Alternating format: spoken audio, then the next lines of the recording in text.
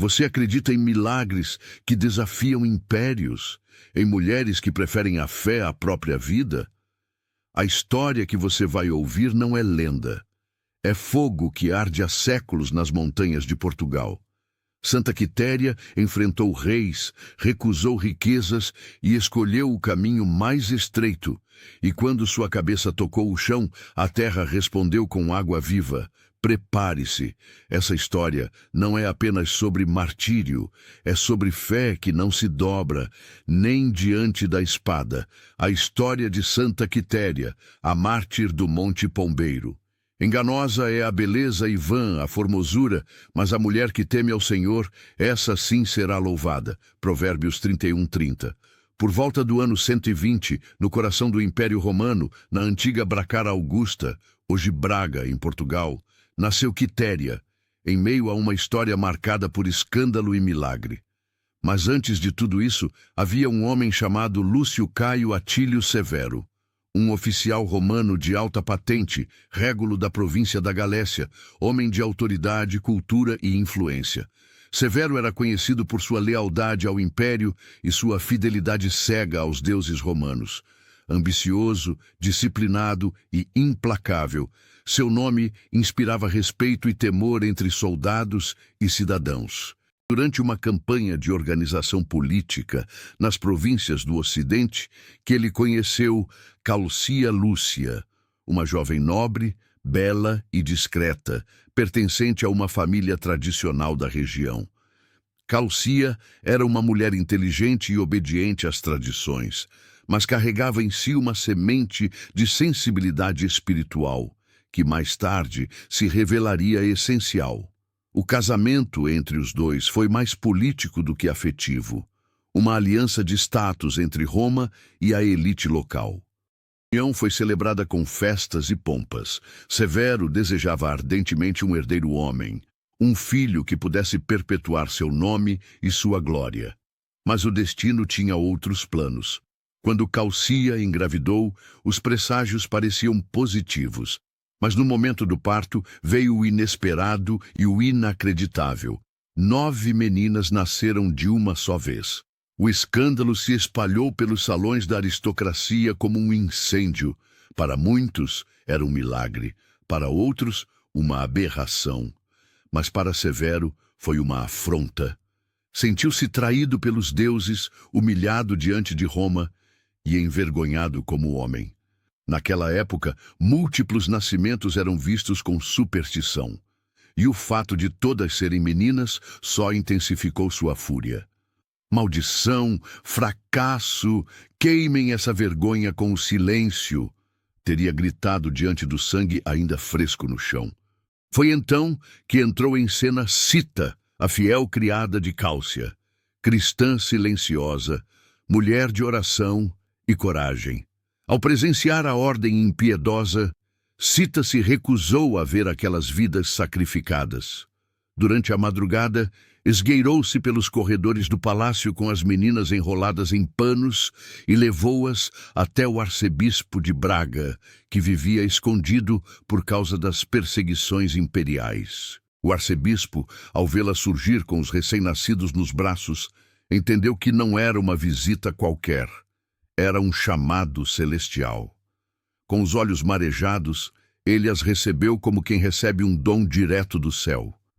Batizou cada uma com lágrimas e esperança, e deu-lhes nomes que seriam luzes em tempos de trevas: Quitéria, Eufêmia, Germana, Liberata, Vitória, Basilissa, Marinha, Genebra, Marciana.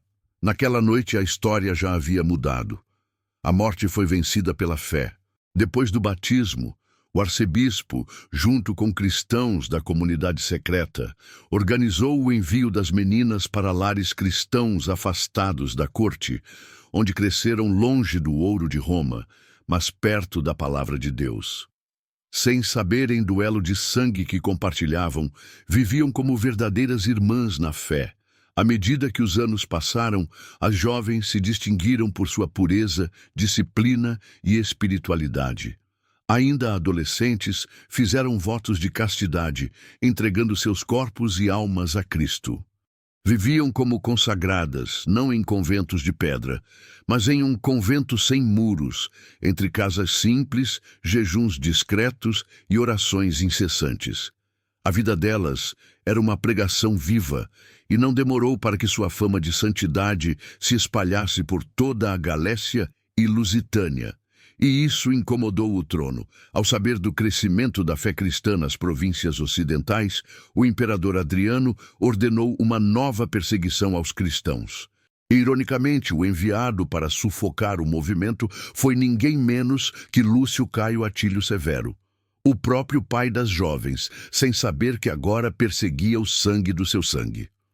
Rapidamente, elas foram localizadas e capturadas. Na prisão, entre correntes e sombras, Germana quebrou o silêncio. Lúcio, somos tuas filhas, aquelas que mandaste matar. Sobrevivemos, fomos batizadas e somos cristãs. O mundo de Severo ruiu. O dilema era impossível. Como soldado de Roma, devia eliminar qualquer ameaça à ordem. Como pai, estava diante de filhas que acreditava mortas e que agora proclamavam um Deus que ele rejeitava. Na tentativa de salvá-las, ofereceu o que tinha de melhor: riquezas, terras, casamentos com nobres, proteção imperial. Mas nenhuma delas cedeu. Nada disso nos serve. Somos de Cristo. Não trocaremos o eterno pelo que apodrece. Naquela noite, um anjo apareceu em sonho a uma das irmãs com uma ordem clara e urgente: fujam. Deus já preparou o caminho. E assim fizeram. Em silêncio, sob o manto da noite, as irmãs escaparam da prisão com ajuda divina. Todas conseguiram fugir, menos Quitéria. Recapturada pouco depois, foi levada novamente diante do pai, agora não como uma filha qualquer, mas como a líder daquelas jovens. Ela era a voz firme, a que não tremia, a que convertia outros com o olhar. Severo, numa última tentativa de salvá-la, propôs-lhe casamento com Germano, um influente oficial romano. A promessa era tentadora, uma vida segura, protegida, sem mais perseguições. Mas Quitéria pediu um tempo, não para pensar como uma mulher comum, mas para ouvir não os homens, e sim a voz de Deus. E a resposta veio: foge para o Monte Pombeiro. Na madrugada seguinte à oração, Quitéria fugiu, guiada apenas por sua fé e pela voz do Altíssimo que ecoava em sua alma. Subiu sozinha as trilhas do Monte Pombeiro, um lugar isolado, coberto por neblina e silêncio, onde poucos se aventuravam. Era como se aquele monte tivesse sido guardado por séculos, esperando por aquele momento. Ali, em jejum e oração, ela se refugiou entre as pedras e a vegetação, transformando a solidão em altar e o medo em confiança. Mas não demorou para que fosse encontrada. Soldados romanos, guiados por ordens do próprio Lúcio, chegaram ao monte e a capturaram sem resistência. Ela não fugiu da prisão, fugiu para obedecer. E agora estava pronta para entregar sua vida como testemunho. Levada de volta, foi colocada uma última vez diante de seu pai. Lúcio Caio Atílio Severo, agora dividido entre o sangue e o poder, entre Roma e o céu, a olhou com olhos em conflito. Ainda há tempo, Quitéria. Abandone esse Deus invisível, aceite Germano como esposo e viverá. Será honrada, será livre. Mas ela apenas sorriu, com serenidade sobrenatural. Já sou livre, pai, livre do mundo, livre do medo, livre da morte. Nada me falta, pois pertenço àquele que venceu a cruz. Se a espada é meu caminho para ele, que venha. A sentença foi decretada: decapitação. Quitéria foi conduzida novamente ao alto do Monte Pombeiro, agora não como fugitiva, mas como mártir. No caminho, orava em silêncio. Alguns diziam que seus lábios repetiam o Salmo 23. Outros que ela apenas sorria, como quem já enxergava o céu. Ao chegar ao topo, ajoelhou-se sozinha. Pediu apenas um momento para orar. Senhor, receba este sacrifício. Que minha morte não cale a tua verdade. que o sangue que derramarei aqui faça brotar vida onde há escuridão. E então a lâmina desceu. Sua cabeça rolou suavemente até tocar a terra. E a terra respondeu. Do ponto onde sua cabeça caiu, brotou uma fonte de água cristalina, serena e incessante. Aquele monte seco, duro e pedregoso foi quebrado por dentro e transformado por fora. Água viva, água pura, água que até hoje corre, como testemunha do sangue dos justos. Alguns soldados caíram de joelhos, outros fugiram apavorados, mas ninguém negou o que viu.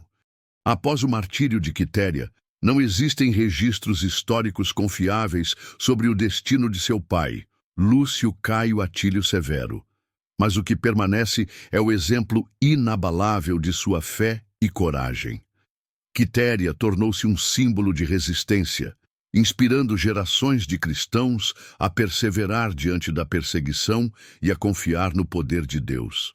Seu legado vive até hoje, não por milagres narrados, mas pela força de uma vida dedicada ao amor e à verdade. Aqui no Templo dos Salmos, contamos essas histórias para fortalecer a sua fé e trazer inspiração para a sua caminhada diária. Que a vida de Santa Quitéria seja um farol que ilumina seu caminho.